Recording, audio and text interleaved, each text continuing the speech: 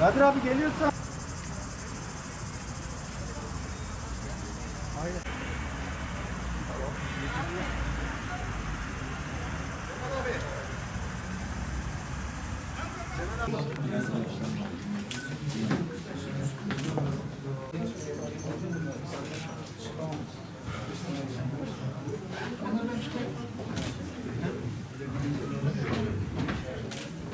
Hacı Hasan Kavuk Mesleki Eğitim Merkezi'nde ilkine düzenlediğimiz diploma törenine hepiniz hoş geldiniz. Mesleki eğitim, çırak öğrenci sözleşmesi esasına dayalı olarak mesleki bilgi ve beceri, iş alışkanlıklarına gerçek iş ortamında çırak öğrencilere öğreten bir sistemdir.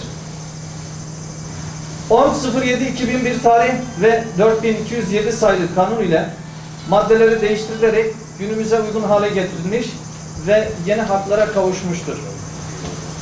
3308 sayılı kanunun yayınlandığı 19 Mayıs 1986 tarihinden bu yana kalfalık ve ustalık belgeleri veren mesleki eğitim merkezleri tarafından 2 Temmuz 2021 tarihinden itibaren ilk defa meslek lisesi diploması düzenlenmiştir. Biz buranın kurulmasından dolayı burada başta Sayın Cahit Kavuk'a ve babasına Allah rahmet eylesin. Buranın kurulmasında ben sanayideydim. Esnaflarımızın içinde 40 seneden beri içindeyim. Kurulmasında bir zamanlar biz helva ekmek çocuklar için burada bizim maden başkanımız Cevdet Bey de bilir. Para toplardık ki öğle saatinde çocuklarımıza yemek verelim. Nereden nereye geldik? Hakikaten bu lise diplomasından çıktıktan sonra da çok memnun oldum. Burada annelere, babalara çağrımız her zaman çocuklarımızın mesleki teknik okullara gönderip işi açık her an için var. Devletimiz de her zaman bunların yanındadır. İş yeri açtıkları zaman her zaman kredilerle ve çalışacağı tezgahları da alması için her an için gelenlerin yanında olmuştur. Sayın Cumhurbaşkanımız da bize verdiği en büyük değerlerde biridir. Çıraktım, halfa oldum, halfaydım, usta oldum. Ama ben öyle inanıyorum ki bundan sonra mesleki eğitim daha ileri gidecek. Bir de diğer okullarla, müdürüm belki biraz sonra Milli Eğitim Müdürüm açıklar, diğer liselerine hiç farkı yok.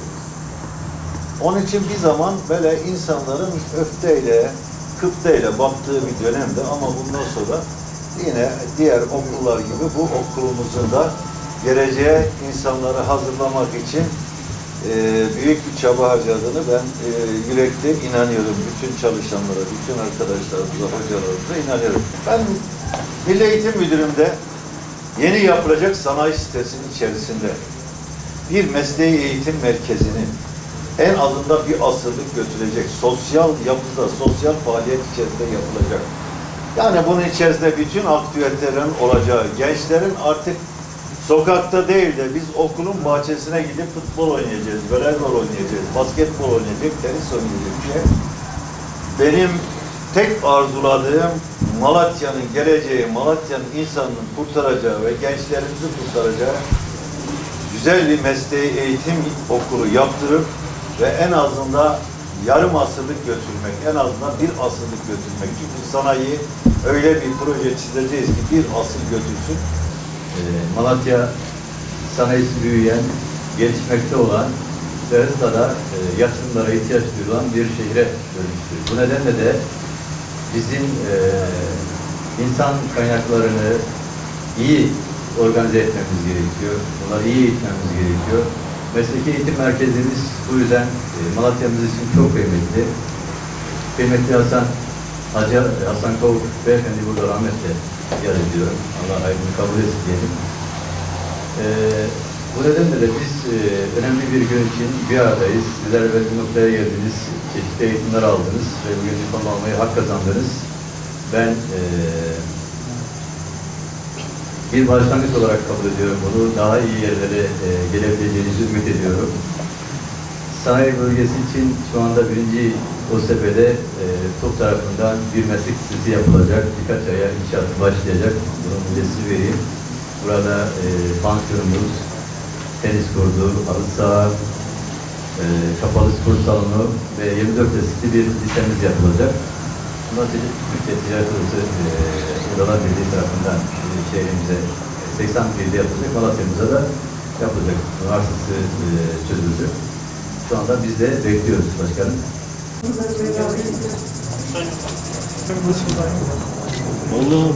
Sayın hocam bir de bu tarafa bakın.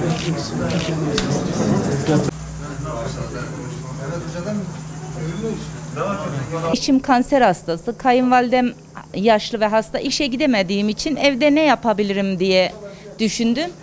Böyle bir durum gündeme gelince devletimizin bize verdiği haktan dolayı yararlanmak istedim. Bir sürü arkadaşımla beraber geldik, biz buraya yazıldık bayan arkadaşlarımla.